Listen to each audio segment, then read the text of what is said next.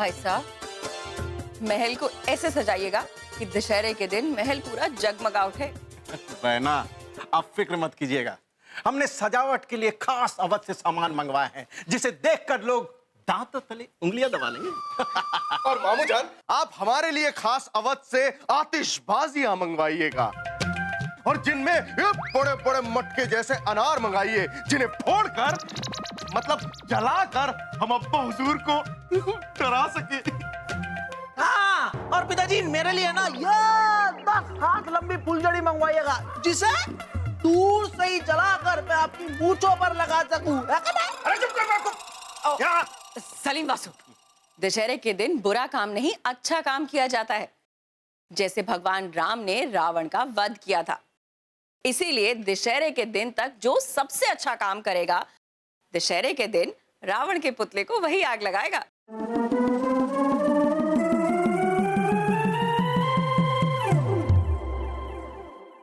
राजा बीरबल, राजा बीरबल, राजा बीरबल, हम ये क्या सुन रहे हैं? बलदेव जी, हमें क्या पता कि आप क्या सुन रहे हैं? हम जो बता रहे हैं उसे सुनिए। पता नहीं जहां पना ने किस फरियादी की फरियाद सुनकर हमारी तनख्वाह में से उस फरियादी को हर जाने देने का हुक्म सुनाया। बलदेव जी, आपने रास्ते में एक बेचारे भिखारी को इतनी बुरी तरह कोड़ों से पिटवाया कि वो बेहोश हो गए। ये बात जापना के कान तक पहुंच गई है और आपसे बहुत खफा है वो 2 टके का भिखारी, 2 टके का भिखारी हमसे बहस करता है, बलदेव से बहस करता है। लेकिन जहां पना ने हम पर हरजाना लगाकर प्रजा के सामने हमारी शान गिरा दी।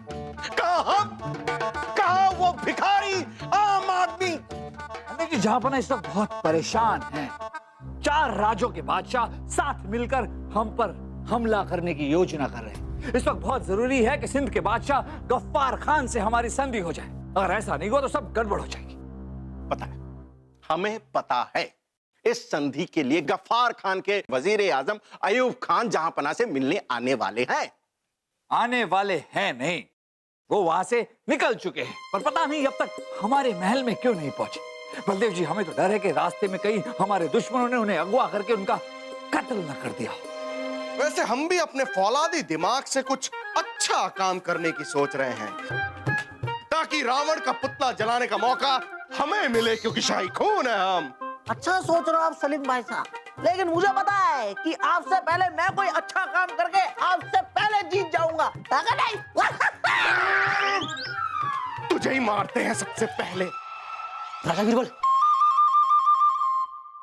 गफ्फार खान को उसके जासूसों ने यह खबर की है कि उसके लापता हुए वजीर आजम अयूब खान को महल की तरफ लाते हुए देखा गया है।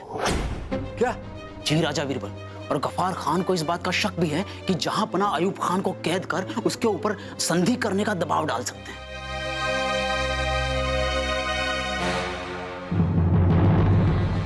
भिखारी कहीं के आ गई अकल ठिकाने।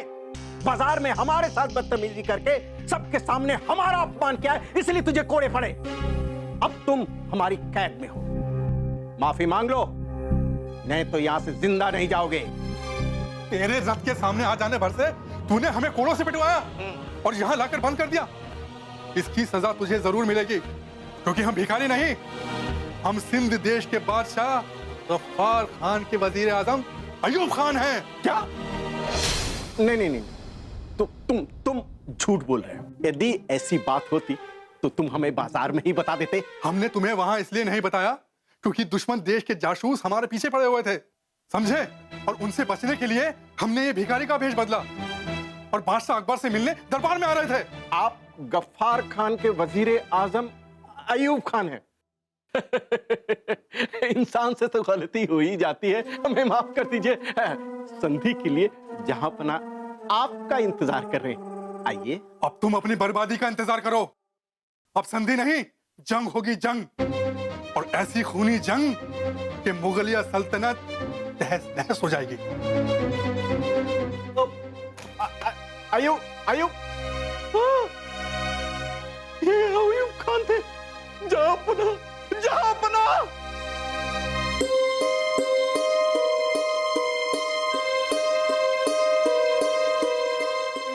राजा बीरबल की जय। आप दोनों महल के मुख्य द्वार के सिपाही। जी राजा बीरबल। ये बताइए कि आप लोगों ने किसी अनजान आदमी को महल से अंदर आते हुए या बाहर जाते हुए देखा? जी राजा बीरबल। कल बलदेव जी के खास सैनिक एक बेहोश व्यक्ति को लेकर महल आए थे। दिखने में वो कुछ भिखारी जैसा लग रहा था। बलदेव जी के खास सैनिक, भिखारी जैसा दिखने वाला एक व्यक्ति।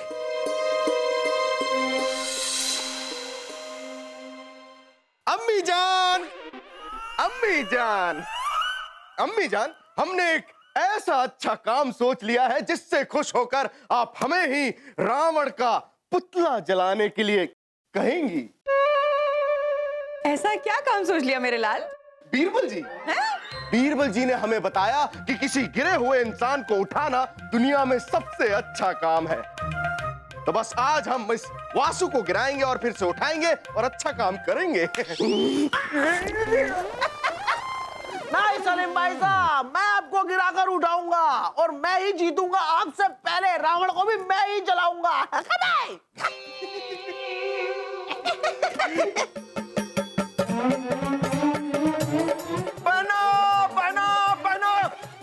बचाइए बहना, बचाइए। अरे क्या हुआ भाई साहब? बहना, हमने गफ्फार खान के वजीर आजम अयूब खान को गलती से कैद कर लिया। अब वो जंग की धमकी दे रहा है। अगर जंग हो गई तो जहांपनाह में फांसी पे लटका देंगे।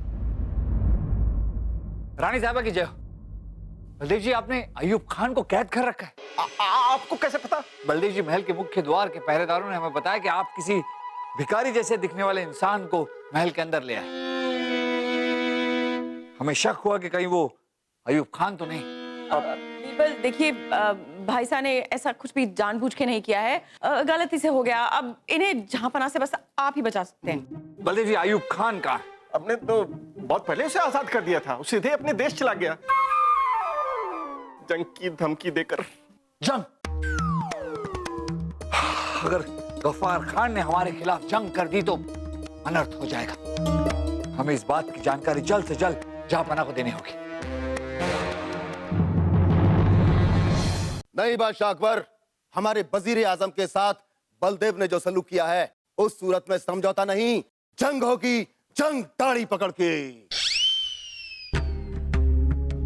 देखिए गफ्फार खान, हम मानते हैं कि बलदेव से एक बहुत बड़ी गलती हुई, लेकिन इसका खामियाजा हम दोनों की फौज क्यों उठाए? आप थोड़ा और सोचिए। हमें यकीन है कि और कोई रास्ता होगा। तो फिर ठीक है, एक ही रास्ता है कि जिस बलदेव ने हमारे वजीर आजम के साथ इतना जुल्म ढाया उसे सजाए मौत मिलनी चाहिए।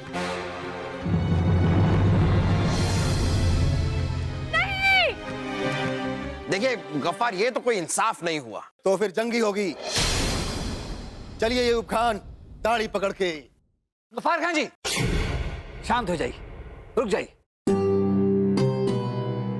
जहांपनाह, हम आपसे अकेले में बात करना चाहते हैं।